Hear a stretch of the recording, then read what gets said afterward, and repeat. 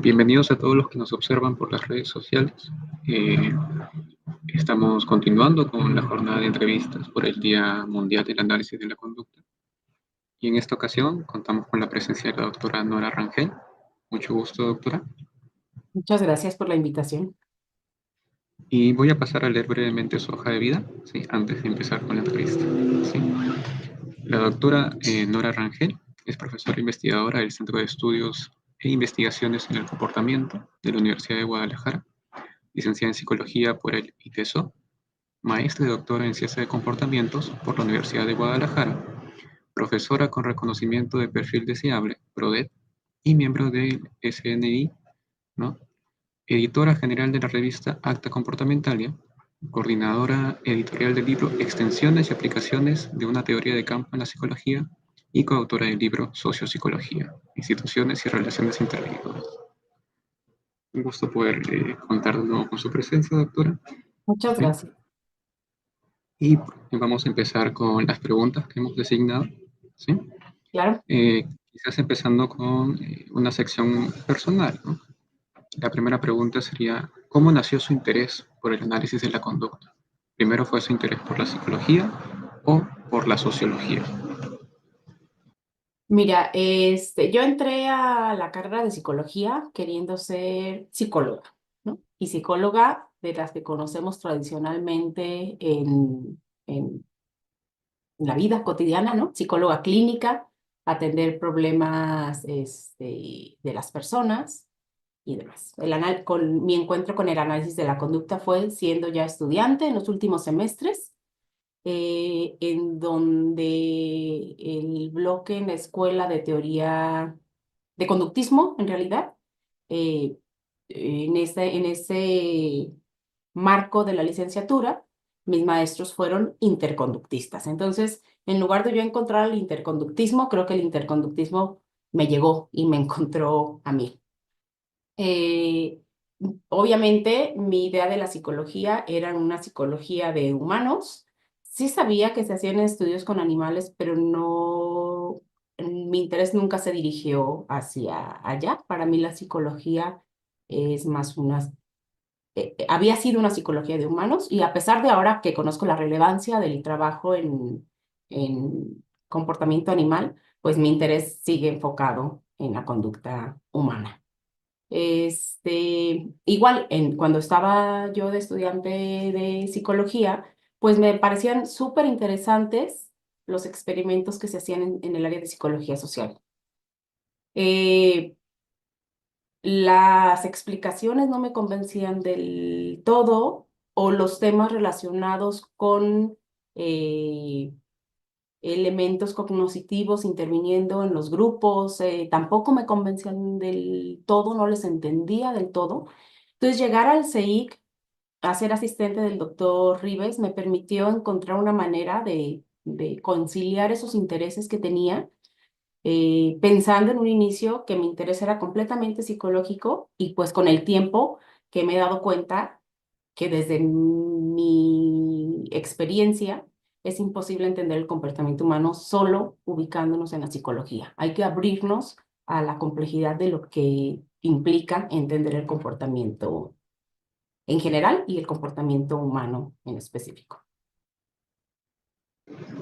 Gracias, doctora. Vemos que ha sido un viaje, por así decirlo, empezando desde la psicología entendida como algo clínico y buscando también desde el interconductismo estas alianzas con la sociología, ¿no?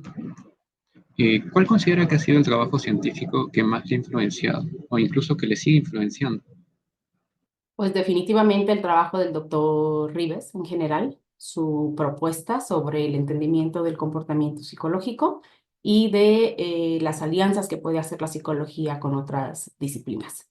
Eh, me ha dado claridad a mí del papel que tiene el psicólogo en el área de la investigación, y también en lo que puede aportar en el área de las aplicaciones.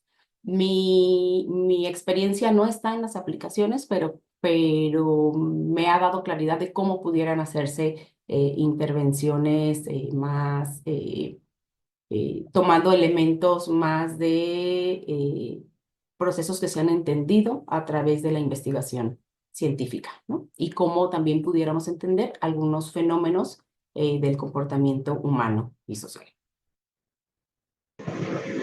Gracias, doctora. Entiendo que ese trabajo ha sido muy influencial, ¿no? Y en particular, dentro del análisis de la conducta, ¿qué trabajo fue el que despertó el interés? ¿No? Fue como el que dijo, Eh, lo- por ahí. eh, Otra vez, creo que eh, cuando llegué aquí al CEIC, me involucraron en un trabajo sobre comportamiento social, de análisis experimental de la conducta, y pues leía trabajos sobre cooperación, sobre altruismo, de Heikki Bukelich, la revisión que hace Schmidt en el 98 de todos los trabajos en comportamiento social. Y me parecían trabajos muy interesantes, ver cómo el comportamiento de un individuo podía tener influencia en el comportamiento de otros. Con esos intereses empecé en el área y específicamente sobre el tema en el que hice mi trabajo de tesis de poder autoridad. No fue un trabajo en análisis de la conducta que me llamara la atención, me llamó mucho la atención el trabajo del doctor Milgram sobre la obediencia a la autoridad y, y recuerdo haber llegado con el doctor Rives y haberle dicho, qué interesante, cómo hay personas que pueden llegar a dañar a otros individuos, administrar electroshocks, como se demostró en el trabajo de Milgram en estos experimentos, por obedecer a alguien que consideran una figura de autoridad. Yo quiero analizar ese fenómeno. Y recuerdo que en aquel momento, siendo yo estudiante de maestría, volteó, se rió y me dice, pues sí, pero no puedes ir por la vida administrando electroshocks, ¿no? ¿Te interesa ese tema? Yo te voy a ayudar a desarrollar ese tema. Y fue como empecé a hacer trabajos sobre obediencia a la autoridad, obviamente dirigidos desde una perspectiva interconductual, ¿no? Muchas gracias, doctora. Eh, Ahora pasamos a la sección de los temas sobre el análisis de la conducta. ¿Sí? A ¿Sí? 25 años de este siglo, ¿cómo ve el análisis de conducta a nivel científico? ¿Cuáles considera que han sido las mayores contribuciones? Pues mira, como toda ciencia, creo que el avance es lento, pero con la constancia creo que se va construyendo conocimiento acerca del comportamiento con bases sólidas. ¿Cuáles son las contribuciones? Yo creo que todas, ¿no? El análisis experimental nos ha dado, el análisis de la conducta en general, nos ha dado claridad sobre los procesos psicológicos, nos han aportado claridad o nos han forzado a tener claridad en la conceptualización de un objeto de estudio, de la psicología como una ciencia, que nos puede llevar en algún momento a la predicción en la medida de lo posible del comportamiento de los individuos, porque pues obviamente somos seres muy complejos y siempre que les hablo a los alumnos de esto me dicen, entonces somos máquinas, pero entonces ¿se puede seguir una receta? Pues no, no somos ni máquinas, ni podemos seguir una receta ni con nosotros, ni con los animales, ni con los virus, ni con nada, ¿no? Siempre hay variables que van a estar ahí afectando lo que sucede en lo que nosotros creemos poder predecir, pero creo que podemos tener una visión un poco más clara o bases más sólidas para ver qué es lo que está afectando, identificar qué es lo que está afectando y cómo poder controlar con las bases que tenemos de sistematización, de observación, de análisis de las situaciones, ¿no? Otra gran aportación del análisis de la conducta, pues la tecnología conductual que se tiene, este, las técnicas de modificación de conducta que han tenido gran efectividad. Y otra vez puede haber casos en donde no funcionen y creo que el ser formado como un analista de la conducta nos puede permitir entender por qué no está funcionando una técnica en algún momento, ¿no? Entonces creo que es una formación como muy integral que nos ha permitido ir dando pasos en el entendimiento de lo que hace la gente en la vida. Gracias, doctora. Y rescatando, como usted comenta, ¿no? Los métodos y las metodologías brindan esta precisión, ¿no? Y también la parsimonia en la teoría nos da, digamos, una base sólida, ¿no? Sí, Sin quizás desviarnos de algunos elementos, ¿no? sí. Eh, Ahora la siguiente pregunta es, ¿cuál es su opinión sobre las alianzas entre la psicología y otras disciplinas investigativas? Quizás ya nos adelantó, ¿no? De que sí hay ahí un Sí, pues interés. mi opinión es que sí puede haber una alianza ahí importante, ¿no? Es justo lo que hago. Tratar de entender, bueno, es justo en lo que trabajo en colaboración con otros, ¿no? Porque esto también es un trabajo de grupos, de equipos. Este, por definición, la ciencia no puede ser individual, tiene uno que discutir, tiene uno que exponer ideas y tiene que recibir retroalimentación de estas ideas. Eh, pero lo que intentamos hacer es tratar de entender el mundo de la multi y de la interdisciplina bajo una lógica muy centrada y muy particular, porque bueno, si vemos las definiciones de estos conceptos pueden ser muy variadas, pero nosotros seguimos una lógica muy particular. Este, y es algo que no es sencillo de hacer de inicio, porque creo que como disciplina en particular, como psicólogos, aún nos falta mucho camino por recorrer, muchas cosas por entender, pero creo que con lo que sabemos por ahora, estamos en condiciones de empezar a explorar, a contribuir, a extender lo que sabemos dentro de problemas planteados en la disciplina y fuera de la disciplina, ¿no? Y respecto a las ciencias sociales, ¿no? El análisis de la conducta puede colaborar en resolución de problemas sociales. Mira, las ciencias sociales o la ciencia histórico-social, como nosotros la llamamos para colaborar, para poder colaborar con ella y no colaborar con segmentos del entendimiento del ser humano como ser participante en una sociedad. Es un área también de generación de conocimiento amplia, que se plantea preguntas propias. Y la psicología, en este caso, puede colaborar con esas ciencias que ya tienen sus propias preguntas de investigación y complementar, no sustituir el conocimiento que ellas generan o que estas ciencias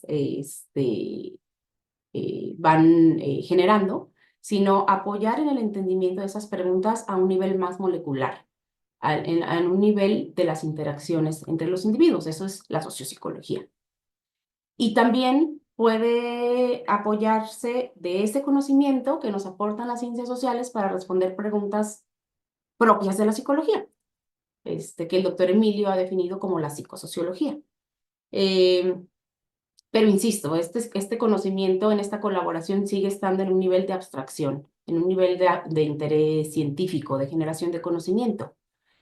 En cuanto a tu pregunta de si la psicología puede colaborar con otras ciencias para resolver problemas demandados socialmente, pues también la respuesta creo que sí, puede colaborar con estas ciencias, pero también toma conocimiento que se genera de las profesiones, de las disciplinas, de las ingenierías. Ahí se trata de hacer una conjugación de saberes y de conocimientos, en donde la psicología, otra vez citando al doctor Rives, va a tener un papel importante cuando el comportamiento de los individuos sea uno de los elementos que mantiene o que puede ser factor de cambio en esa problemática social, ¿no? Y si el individuo es ese elemento de cambio o ese elemento que mantiene la problemática, pues qué mejor que los psicólogos que conocemos sobre el comportamiento de los individuos para colaborar con las otras disciplinas y con los otros saberes, ¿no? Gracias, doctor. Sí, que es justamente con lo que se trabaja desde la psicología y con lo que se viene acumulando, desarrollando bastante evidencia desde la psicología y el análisis de la conducta, ¿no? Pasamos a la siguiente sección sobre aspectos teóricos, ¿no? En la actualidad, ¿cuál considera que son los principales problemas teóricos en la psicología? Pues mira, yo creo que en primer lugar, el gran problema que tenemos en la psicología como disciplina, pues es la falta de consenso de un objeto de estudio, ¿no? Pero por lo que hemos podido apreciar, parece que es tarea imposible ponernos de acuerdo.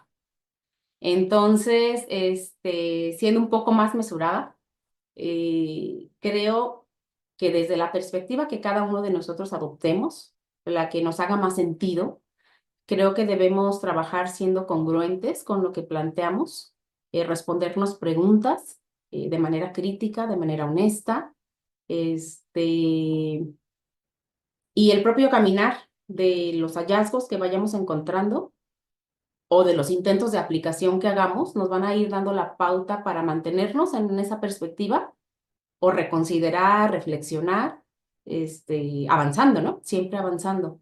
Eh, Tal como uno decía con los periodos de ciencia normal y de revolución, ¿no? Mientras nos haga sentido, trabajamos y cuando ya no nos haga sentido, empezar a pensar sobre qué es lo que podemos cambiar para seguir avanzando.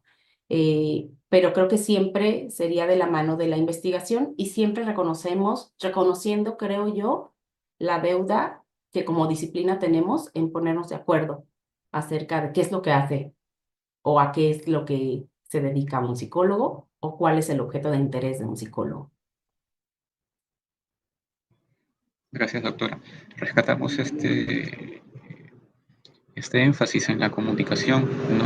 Y también en el análisis crítico de la teoría, sobre todo, Y en la investigación. y en la investigación. Gracias. ¿Puede existir un análisis de la conducta interconductista? ¿Es posible un análisis de la conducta alejado de la teoría operante o el conductismo skinneriano? Me parece muy interesante esta pregunta que, no, que me estás haciendo. Yo creo que los interconductistas somos analistas de la conducta. No somos algo independiente de los analistas de la conducta. Estamos interesados en el comportamiento. Al igual que las propuestas conductuales más tradicionales o más radicales, el conductismo radical propiamente conocido o el skinneriano, consideramos que el ambiente juega un papel fundamental en el comportamiento de los individuos, ¿no? No partimos de procesos mediacionales para entender o para explicar lo que la gente hace. Entonces, ese creo que es un principio que compartimos. Reconocemos también, de hecho, la obra del doctor Emilio de Teoría de la Conducta, reconoce y parte del trabajo experimental que se ha hecho en el área conductual. Simplemente se organiza de manera distinta. La forma que tenemos de organizar los fenómenos psicológicos es distinta. Y esta diferencia consiste en que el ambiente no lo ponemos en el individuo o no lo ponemos en el ambiente, sino el énfasis lo ponemos en la interacción que establece cada individuo con su medio. En ese sentido nos diferenciamos, pero seguimos siendo analistas del comportamiento. Muchas gracias. Es una pregunta muy certera para absolver ese tipo de dudas, ¿no? Sí. Paso a la última pregunta de esta sección. ¿Es todavía vigente la discusión sobre el objeto de estudio? Creo que te contesté un poquito con lo que te dije antes y creo que depende de cómo se vea. Si la pregunta tiene que ver con que no tenemos un objeto de estudio único y definido como todos los que nos decimos psicólogos, pues la respuesta es sí, sigue vigente y tenemos un compromiso con tratar de establecerlo. Pero si la pregunta tiene que ver con que cada perspectiva ya nos hemos posicionado asumiendo nuestro propio objeto de estudio y estamos trabajando con eso, pues te diría para algunos que ya estamos cómodamente instalados asumiendo un objeto de estudio particular, pues no es una pregunta vigente. Pero otra vez, como disciplina, creo que tenemos todavía esa deuda pendiente, ¿no? Gracias, doctora. Y sí, sí puedo entender de que eh, hay una empresa, digamos, por superar esta inconmensurabilidad entre las teorías, ¿no? De buscar esta comunicación y un punto, digamos, que sea común o único, digamos, entre las diversas psicologías, por así decirlo, buscando una propuesta más parsimoniosa, sobre todo. Sí. De mi parte, he acabado con la primera parte, ahora le doy paso a Darwin. Sí, Muchas gracias, gracias. José. Un gusto poder Muchas conocerla gracias. también. Buenas tardes, doctora. Hola, ¿cómo estás? Bien, bien, aquí muy gustoso de poder escuchar y poder conversar con usted Muchas sobre gracias, amable. sobre estas preguntas. Y espero que también les sean de mucho agrado, ¿no? Los hemos preparado con mucho cariño a partir de todos los miembros de la asociación. Entonces, bueno, ¿no? Y las siguientes que justamente corresponden a mi responsabilidad es sobre justamente el proyecto de sociopsicología, ¿no? Y es cómo nació este proyecto que al final culminó en un libro en el 2017, ¿no? En donde una serie de profesionales, en las cuales entre usted destaca, eh, cómo nació, ¿no? Cómo pasó para que quizás podamos todos tenerlo en cuenta. Bueno, es 2016, el libro se publicó en 2016. Y formalmente, en ese año, en el 2016, es que surge, es que empezamos a hablar de sociopsicología, ¿no? Como perspectiva. Pero la sociopsicología no surge en el 2016. Digamos que como inquietud de entender el comportamiento social surgió muchísimo antes eh, para el doctor Emilio Rives y como proyecto de investigación, ¿no? Yo me incorporo al proyecto del doctor Rives en 1998 como su asistente, siendo alumna todavía de licenciatura, hace ya muchos años. Eh, en donde empezamos a realizar ahí los primeros experimentos formales, porque también ya había camino recorrido pensando en preparaciones experimentales y demás. Yo llego y empiezo a correr los primeros experimentos ya formales que se plantearon en el área, que se publicaron en la propuesta del doctor Emilio de las dimensiones funcionales del comportamiento social en el 2001 y que empieza una serie de publicación de trabajos en 2002, en 2003, en 2005, 2004 por ahí se nos escapó, etcétera, ¿no? Pero fue una serie de muchísimo trabajo experimental en donde obtuvimos hallazgos interesantes que cada vez más nos fueron llevando a la reflexión.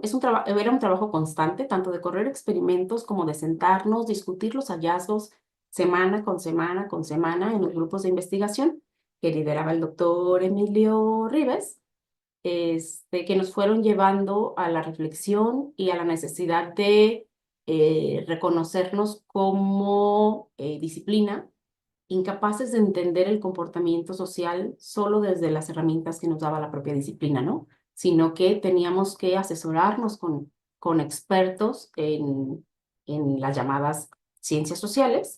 Y en 2016, con el apoyo del psicólogo Eduardo Sánchez Gatell, es que se logra armar esta propuesta sociopsicológica, ¿no? En donde reconocemos nuestro interés como psicólogos por los problemas que pertenecen a otro campo, al campo de la ciencia histórico-social, que estábamos interesados en tema de poder, de intercambio, de sanción, de cómo se establece una autoridad, cómo se acota el comportamiento de los individuos, cómo afecta eh, quién tiene la propiedad de recursos, quién produce, quién se apropia de las ganancias, cómo se distribuyen, que en realidad eran problemas que no estaban directamente en el corazón de la disciplina psicológica, pero que obviamente en la interacción entre los individuos pueden verse esta dimensión de poder, de intercambio y de sanción. Y es así como surge esta necesidad de reconocer esta colaboración entre disciplinas, en este caso la sociopsicología. Excelente, muchas gracias por la respuesta.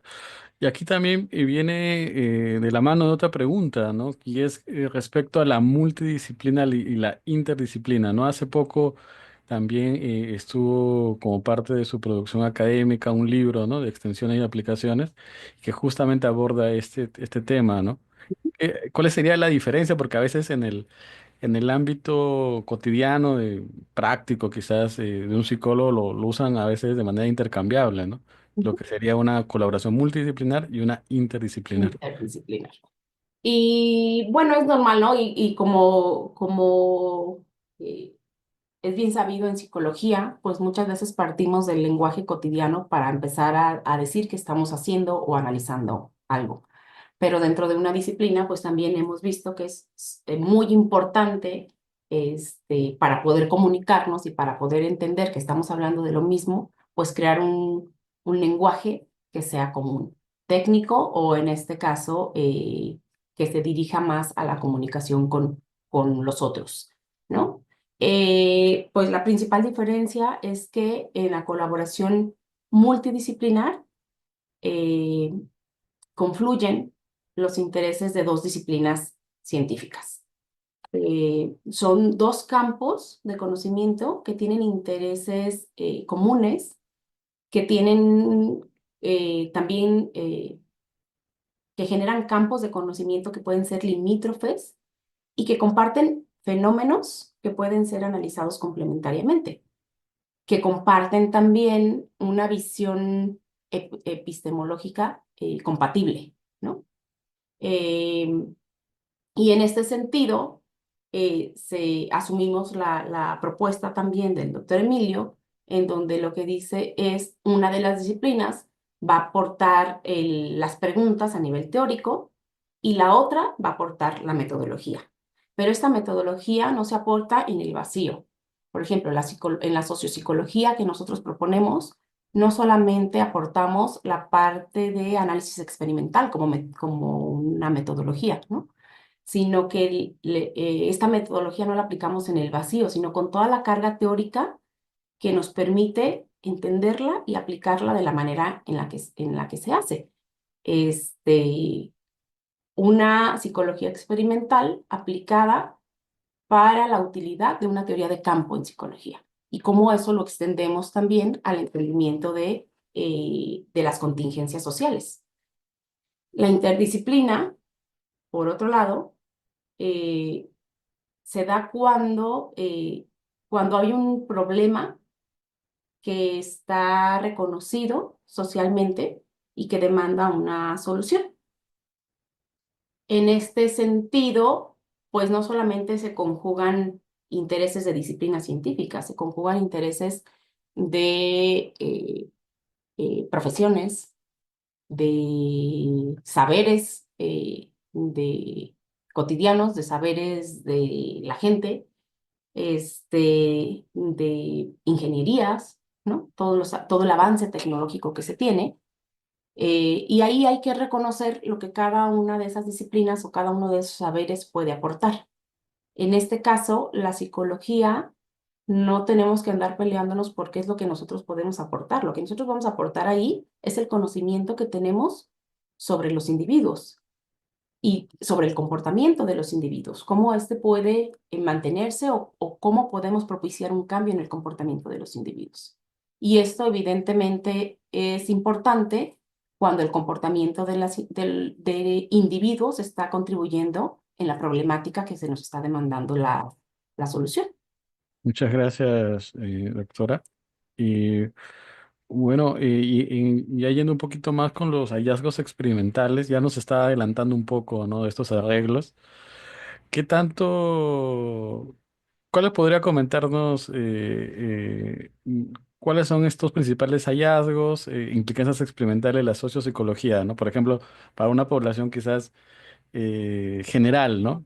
¿Qué podríamos nosotros como interconductistas quizás o de alguna manera vinculados darle a la sociedad y decirle, bueno, ya podemos tener algunas respuestas provisionales al menos sobre estas cosas, ¿no? Mira, yo creo que a lo largo de todos estos años que hemos estado trabajando en este laboratorio, hemos logrado entender algunas cosas del comportamiento social. Entre estas, este, híjole, aquí me puedo echar muchos enemigos, pero que los individuos no siempre maximizamos las consecuencias o las ganancias, ¿no? No siempre estamos actuando pensando en si elijo esto, voy a ganar más. Obviamente, siempre queremos ganar, obtener el mayor beneficio de las situaciones, pero no siempre es lo que controla nuestra conducta. Hay otras variables que intervienen en el comportamiento de los individuos cuando estamos con otros, especialmente lo que hacen esos otros cuando están trabajando con nosotros. Si esos otros nos ayudan, entonces nosotros les vamos a ayudar. Pero si esos otros nos niegan su ayuda, nosotros no les vamos a ayudar independientemente de que con eso nosotros estemos ganando menos, ¿no? Entonces, ahí donde queda este principio de maximización. Hay otras variables que no solamente son de corte económico que pueden estar afectando nuestro comportamiento.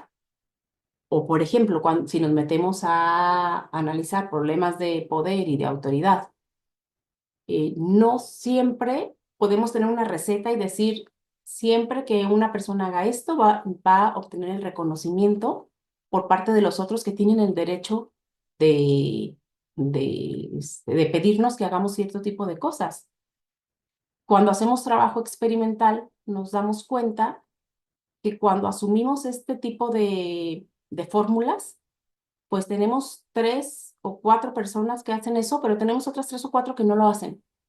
Y nuestro trabajo es entender por qué no las personas que hacen lo que esperamos que hagan, sino por qué esas otras que no lo hicieron, no lo hacen. Y de ahí empiezan a surgir más preguntas de investigación, ¿no? Y aquí nos comenta algo muy interesante con un término que también me gustaría que lo pueda quizás clarificar para, que, de nuevo, ¿no? En la población en general, ¿qué es esta dependencia a un principio que está muy vinculado a la biología, ¿no? Que es la maximización de recursos, ¿no? Ujú. Entonces, qué exactamente, cómo este principio a veces lo tomamos de alguna manera, ¿cómo decirlo? O sea, no lo tomemos en cuenta conscientemente, pero está en mucho de la lectura de las investigaciones experimentales que hacemos, ¿no? Sí, Aquí claro. es la referencia, ¿no?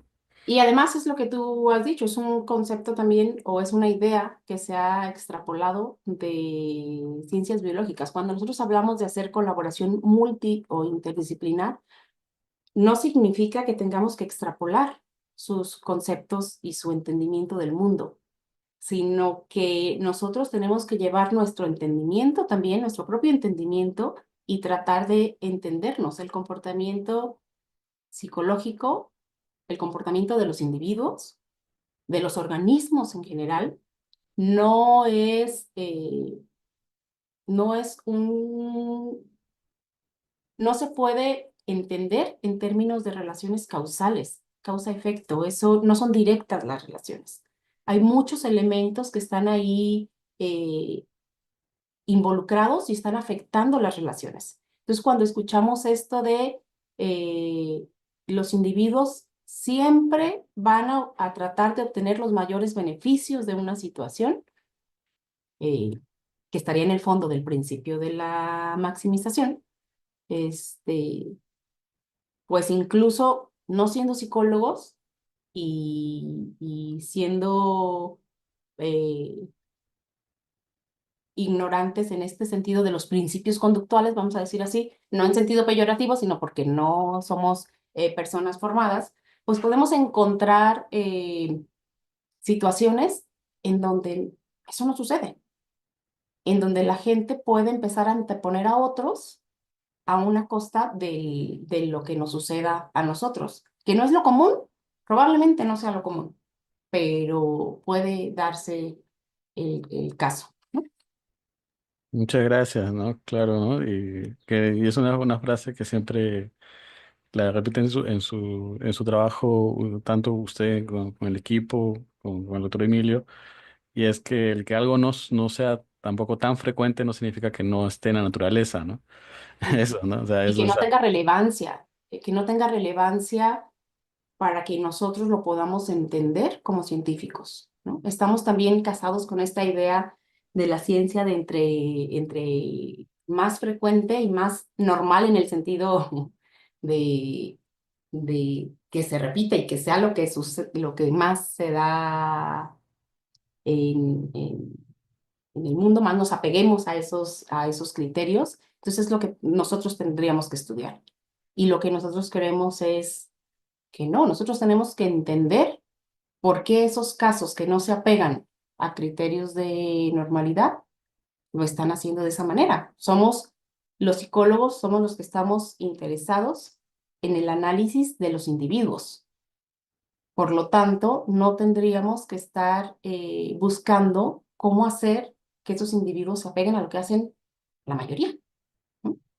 Sino entender por qué los que no lo hacen, no lo hacen. Eso nos va a dar una mejor comprensión de lo que sucede en el comportamiento de los organismos en general. Muchas gracias, muy interesante esa perspectiva, ¿no? Y creo que a veces incluso contrasta dentro del propio análisis de la conducta con estos matices que nos va comentando cuando estaba preguntando el colega José, ¿no? Acá vengo con otra pregunta y es algo un poco polémica y espero que lo tome a bien, ¿no? Obviamente. Y es, ¿en verdad podríamos señalar que hay comportamiento social en animales no humanos? Es decir, porque hay un montón de literatura al respecto, ¿no? Que siempre se dice, bueno, comportamiento social en tal animal no humano, ¿no? Eh, ¿Cómo lo toma dentro de su trabajo, ¿no? Esa clase de afirmaciones. Te voy a dar una respuesta corta y tajante y luego ya te explico por qué. La respuesta corta y tajante es no, no hay comportamiento social en los animales. Esa es otra distinción que tenemos con los analistas conductuales, skinnerianos o radicales, ¿no? En donde no establecen una distinción entre el comportamiento animal y humano y lo social afirman que se da porque hay más de un organismo o un individuo interactuando en una situación y las respuestas de uno son efecto de lo que hace el otro o las respuestas de los dos se dan con respecto a un ambiente común. Así lo definió Skinner en el 53 y una definición que sigue vigente en el análisis de la conducta. Pero desde nuestra perspectiva, sí hay una diferencia que es fundamental, y es que el comportamiento social es el que es posibilitado no por el número de individuos participando solamente, sino porque el medio que posibilita que se dé el comportamiento social es un medio convencional, que se da cómo y a través del lenguaje. Si nosotros aprendemos las prácticas de nuestra comunidad a través del lenguaje y no necesitamos vivirlas directamente. Además, estas prácticas van trascendiendo a los individuos que están en una situación particular. Eh, por lo tanto, como la única especie que tenemos lenguaje que nos permite desligarnos de esas situaciones particulares, pues decimos que este tipo de comportamiento solo se puede dar en humanos. Por nuestra propia definición, el comportamiento que muestran grupos de animales no puede ser considerado social bajo nuestra definición, porque no se está dando eh, esa trascendencia de las prácticas gracias al lenguaje, por decirlo de alguna manera. Gracias, gracias. Sí, creo que esa es una idea muy interesante, ¿no? Que nosotros como humanos, pues las prácticas prevalecen a pesar de los individuos, ¿no? A diferencia. Ahora fíjate, algo también que causa mucho shock cuando lo decimos me dicen, ¿y entonces un niño tiene comportamiento social? ¿Un bebé?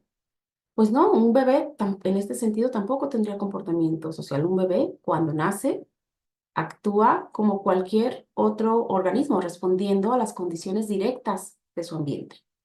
Pero la diferencia es que este bebé nace en un ambiente que es social. en donde los papás le van a estar, o los cuidadores, le van a estar hablando todo el tiempo y en ese hablar van a estar transmitiendo un conjunto de prácticas de lo que es permitido o no es permitido dentro de su grupo particular. Por eso es que difieren de países lejanos a países lejanos, ¿no? A lo mejor entre los más cercanos compartimos ciertas prácticas, pero entre los más lejanos, pues no compartimos esas prácticas. Y como individuos formándonos en ese grupo, vamos incluyéndonos como seres sociales, como seres que más que sobrevivir, buscan convivir en ese grupo. Gracias, muchas gracias. Vamos partiendo ya a a la parte, la sección final, y un poco, o igual nos gustaría volvernos a entrar, pero a esta clase de tópicos que nos plantea. Sin embargo, ya quizá en otra ocasión podamos profundizar sobre ese asunto más Con de gusto. conductismo, ¿no? Pero Con ahorita, gusto, porque mira, como se nota, eh, me gusta hablar de estas cosas. sí, claro, ¿no? En verdad, ¿no? Es muy importante también que haya espacios para esa profundización, ¿no? Entonces, Mm. bueno, pero por el momento vamos a volver un poco a su trabajo, al trabajo actual y proyecciones, a eso me refiero. Hace, con motivo de la reciente publicación del libro Extensiones y aplicaciones de una teoría de campo, donde es coeditora, ¿qué expectativas tiene del alcance de este material, de este trabajo? ¿Y por qué, y cuál es la motivación atrás de parte de ustedes como equipo, ¿no? Pues mira, tanto yo como mis compañeros que fungieron como coeditores, como los autores del trabajo, pues quisiéramos que el libro tuviera un gran alcance, ¿no? Para eso trabajamos todo el tiempo. En el libro se reportan reflexiones acerca de la psicología y su papel en colaboración con otras ciencias o como disciplina que puede aportar en la solución de fenómenos, como ya definimos lo que es la multidisciplina y la interdisciplina, y en algunos casos se reportan hallazgos empíricos.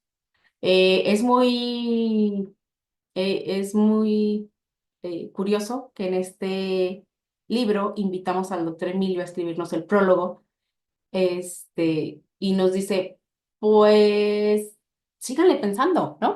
O sea, es interesante lo que están planteando, pero sigan reflexionando, sigan pensando.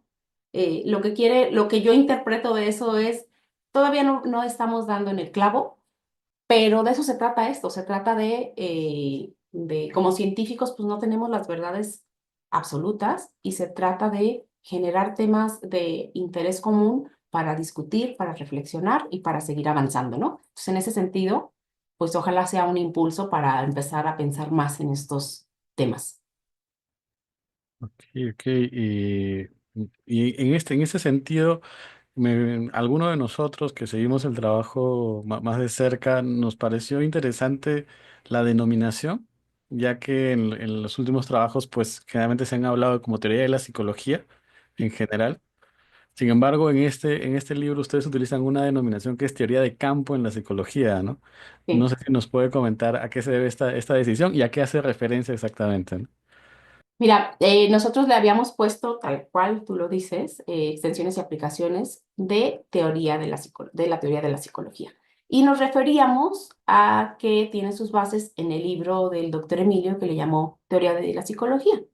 Los que tenemos más contacto con el interconductismo, pues hacemos la diferencia de la obra entre teoría de la conducta y teoría de la psicología, refiriéndonos a teoría de la psicología a sus planteamientos del 2018, a los más recientes, ¿no? Bueno, no los más recientes porque ya tiene muchos más, pero en general como la teoría que el doctor Emilio propone. Cuando le mandamos el material al doctor Emilio para que nos hiciera el favor de escribir el prólogo, dice, no, pero es que no es la teoría de la psicología, suena como muy mm, egocéntrico eso, ¿no? Entonces es solo una propuesta, es una propuesta de campo en la psicología. Entonces, ¿qué les parece si le cambian así el nombre para sonar un poco menos ambiciosos en lo que queremos comunicar?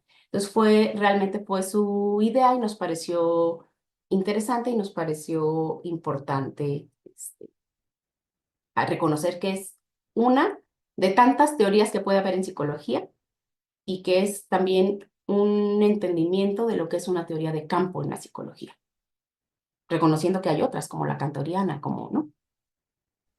Muchas gracias, ¿no? Sí, efectivamente, ¿no? Recuperando un poco, me da gusto de alguna manera, recuperando este asunto de esta característica de propiedad, ¿no? De campo, ¿no? Que también está en, bueno, las versiones anteriores, digámoslo así, ¿no? Pero, y ahora volviendo un poco sobre su trabajo, doctora, ¿existe actualmente algún otro proyecto editorial, alguna otra o proyecto académico vinculado justamente con estas expectativas sobre la extensión y las aplicaciones de la teoría de campo? Mm. Más allá que seguir trabajando, seguir produciendo artículos y participar en capítulos de libros o en foros en donde nos inviten para promover esta propuesta, digamos que ahorita no, en esa línea no tenemos algo grande, algo concreto, ¿no? Eh, pero te digo, aportando de manera más modesta, digamos, no como una obra completa, pues tenemos el interés de seguir enviando trabajo, seguir fortaleciendo e invitando a los colegas que trabajan en esto a que envíen los trabajos en acta comportamental, y dado que ahí estoy en el equipo editorial, como todos van a trabajar, como todos los trabajos van a pasar por la revisión de pares, eso que ni qué, pero pues invitarlos a que ese es un foro en donde pudiéramos publicar ese tipo de trabajos. Este, y pues desde ahí el proyecto editorial sigue, ¿no? Muchas gracias, ¿no? Y ya que lo menciona, justamente la siguiente pregunta está encaminada a ello, ¿no? Usted como editora general de la revista Acta Comportamentalia, no sé si nos puede comentar, justamente para que todos podamos tenerlo en cuenta, qué es exactamente la revista Acta Comportamentalia, cuál es su relevancia y su importancia actualmente en nuestro medio y cuáles serían algunos desafíos que ya viene identificando a partir de su desempeño, ¿no? En el cargo. Mira, Acta Comportamentalia publica trabajos que tengan que ver con análisis de la conducta, con la propuesta conductista como tal, interconductista. Y todo lo relacionado con el análisis de la conducta como disciplina, ¿sí? Como, no sé si como disciplina, como una manera de hacer psicología. Eh, es difícil cuando la gente ve que revisa el rango de trabajos que aceptan en la revista, porque cuando dicen, ay, acepta todo lo que tiene que ver con comportamiento, pues nos llega de todo tipo de trabajos, ¿no? Pero pues aquí está el filtro y les dice, híjole, es que cuando hablamos de análisis del comportamiento nos estamos refiriendo más a la línea conductual de la psicología y son los trabajos que aquí se publican.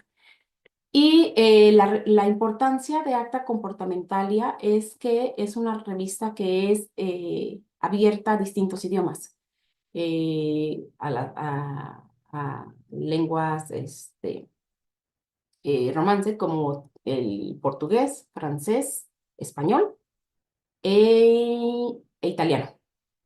Desafortunadamente, últimamente, por palabra de los propios editores en Francia y en Italia, el análisis de la conducta no está tan fuerte y tenemos pocos trabajos que vienen de allá, pero pues tenemos a Brasil, que es un gran promotor de analistas de la conducta, y tenemos muchos trabajos que nos llegan en portugués. Y ahorita, pues desde México, nuestro objetivo es incrementar también en gran medida los trabajos que llegan en español, que llegan muchos trabajos en español, pero los trabajos en portugués nos rebasan. Entonces, ese es un gran desafío, cómo hacer que lleguen más trabajos de la comunidad latinoamericana este, en español, interesados en fenómenos, en entender los fenómenos desde una perspectiva conductual. La revista es una revista que está muy bien posicionada, es una revista que está indexada, Es una revista que es un Q2, entonces no es nada despreciable, así que pues los invitamos a que la vean y consideren enviar sus trabajos con nosotros. Muchas gracias. Sí, es igual, es una revista muy interesante. Y, y bueno, ya vamos entrando a a la última pregunta, a no ser que ahí nos comenten si hay algunas otras preguntas en las redes sociales. Pero dada la experiencia que nos ha ido comentando, dado ya el tiempo que está dentro de esta comunidad, em, si egresados de Latinoamérica quisieran seguir formándose en análisis experimental de la conducta, ya sea interconductismo o teoría de campo en psicología, ¿qué les podría recomendar al respecto, ¿no? ¿Qué es lo que pudieran hacer desde ya, digámoslo así, para ir haciendo un pequeño camino, ¿no? En esta comunidad. Pues mira, empezar a buscar qué es lo que se hace en el área, encontrar un punto de interés, leer acerca de ese fenómeno de interés que tengan, ser críticos, hacerse preguntas, acercarse a los investigadores que están trabajando en el área. Eh, Hay muchas maneras de acercarse, ¿no? A través de correo, si no los tenemos, si pues estamos en México y viajamos a Guadalajara, pues vénganse al centro de investigación y vean qué es lo que se hace, ¿no? Pero si no, pues por correo se pudieran establecer los primeros contactos para que les recomienden más lecturas acerca de un tema particular.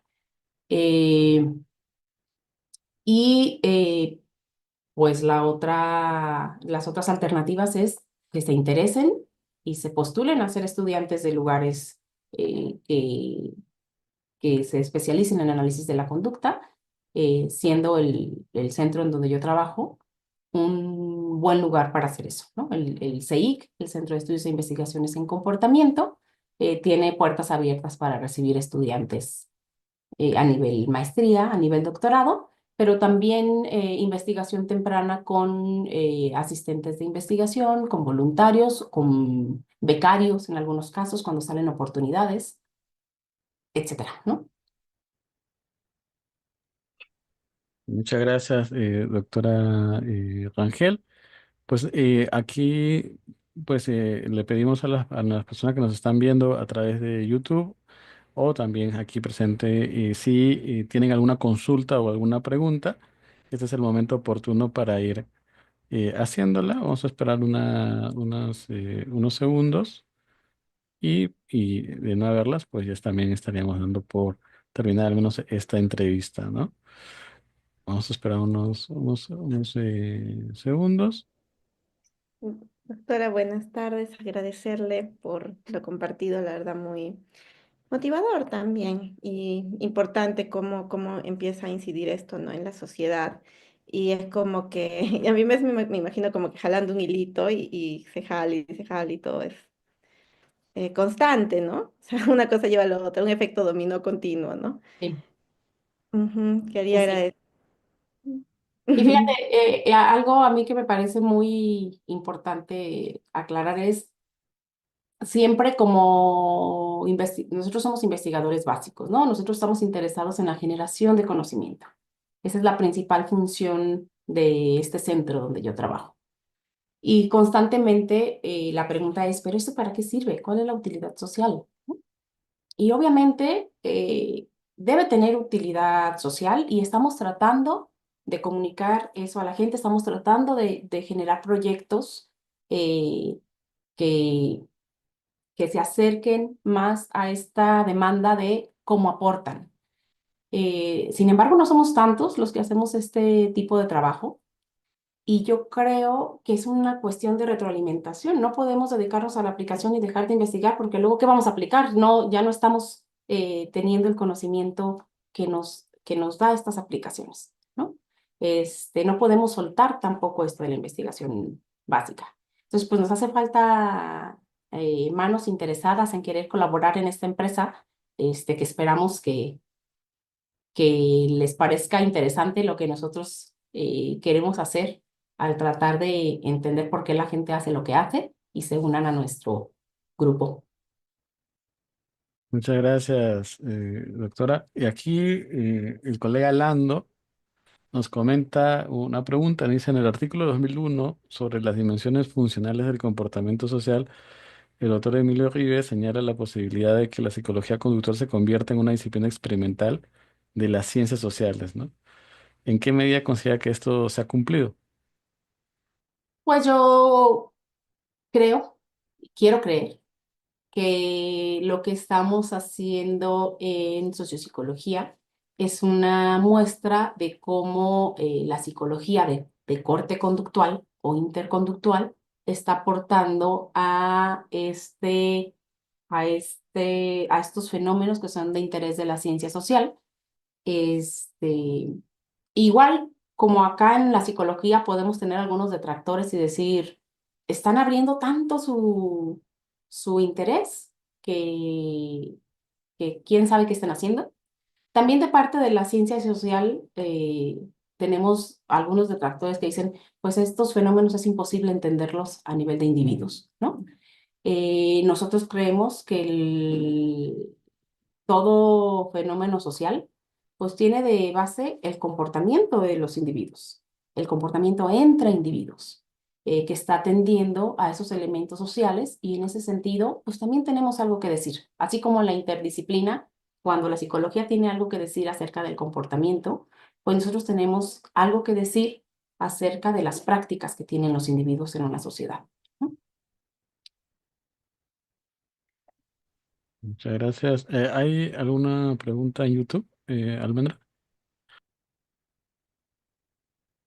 A ver, voy a revisar de nuevo. Me parecía que me comentó Ricardo que dónde puede encontrar las publicaciones de la revista.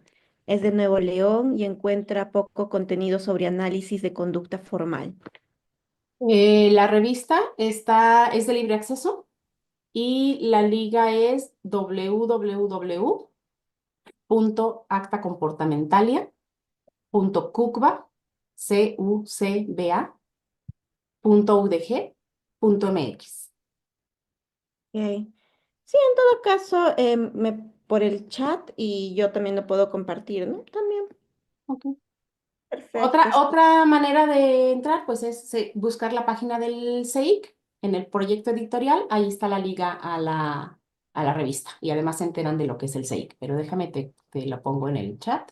Bueno, sí, por el chat nos agradecen a la doctora. eh, Estaba este comentario. Ujú.